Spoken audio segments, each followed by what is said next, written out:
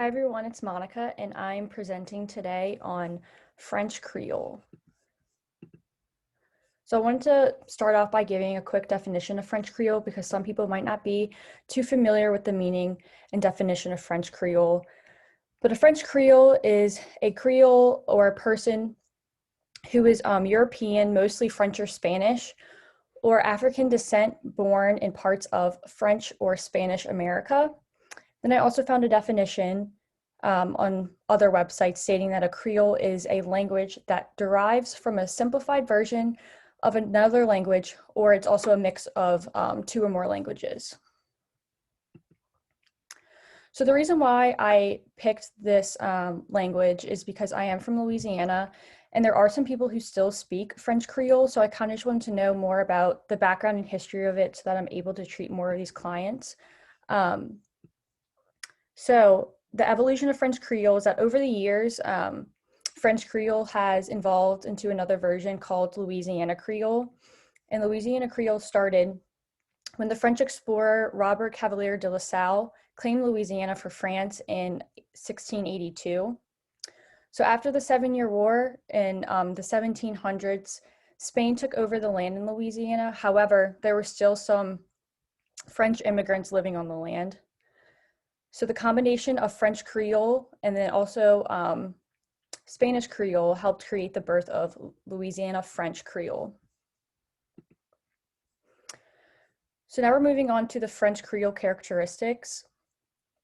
So one characteristic is reduplication, and I'm not going to attempt to pronunciate this, but the English translation is you mix it until it becomes yellow, yellow, yellow. So in French Creole, they'll typically pick one noun or one verb, and they'll often repeat that multiple times within the sentence or the phrase. And then the next one is demonstrative pronoun. So this, that, these, and those, it actually comes after the noun, where in English, the demonstrative pronoun comes before the noun. So the translation in English for this phrase is time that, where in English we would say this time or that time.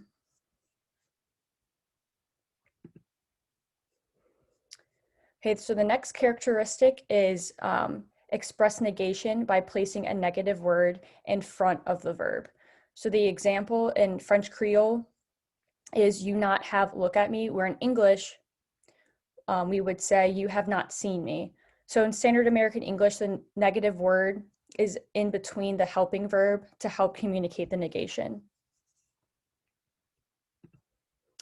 So for the specific population, I chose dementia because since there are some speakers in Louisiana who do speak French Creole, the population is the older generation. So I felt like if we were to see some French Creole speakers, their possible diagnosis could be dementia.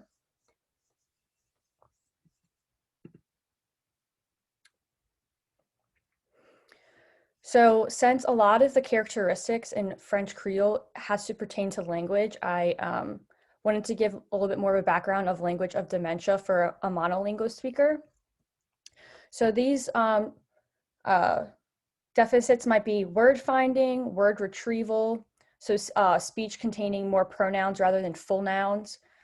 They have a deficit in sentence comprehension, lack of cohesion in discourse, so their narratives are often repetitive with topic changes, unclear references, and then just lack of overall cohesion.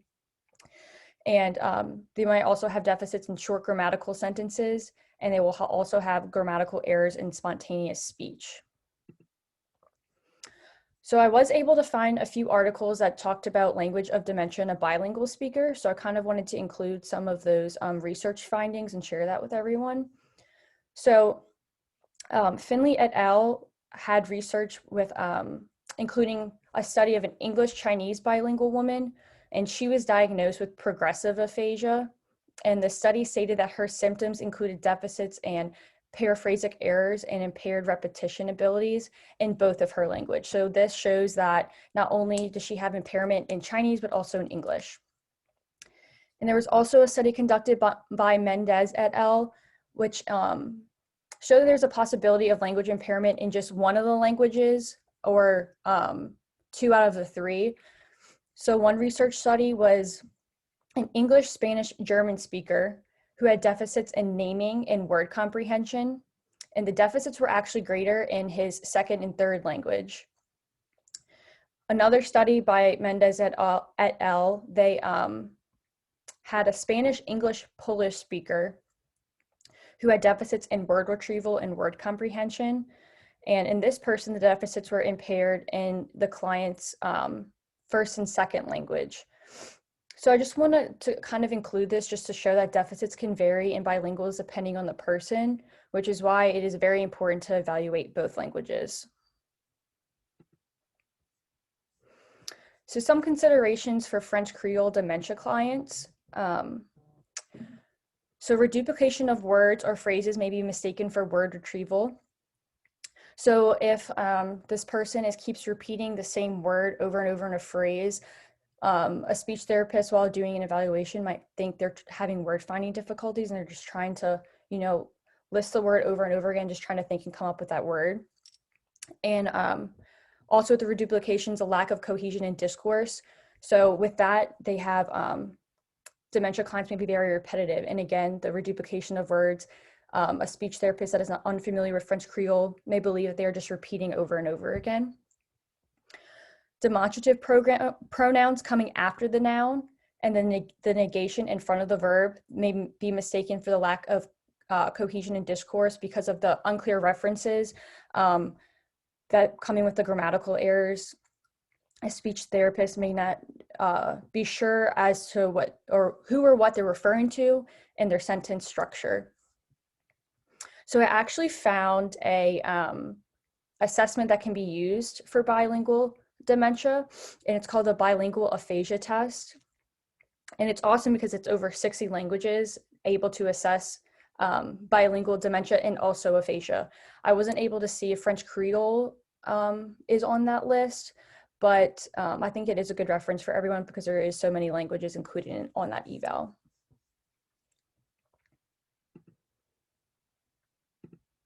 So moving on to pros and cons of research related to French Creole.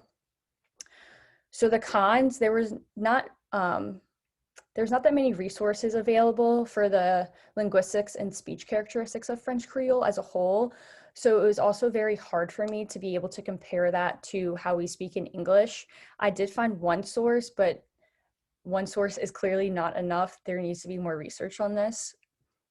And also a lot of researchers were comparing it to French language too. They were comparing it, but then not providing examples. So I would have liked to have more research on French Creole and French language. Also, lastly, they had a lot of conflicting definitions of Creole and French Creole. And so no one has really come to a consensus, I feel like, of what the universal definition should be for Creole. But for the pros, there was a lot of information regarding the history of French Creole and how it did come to the United States. And there was numerous articles about dementia and bilingual dementia, which is awesome. And here are my references.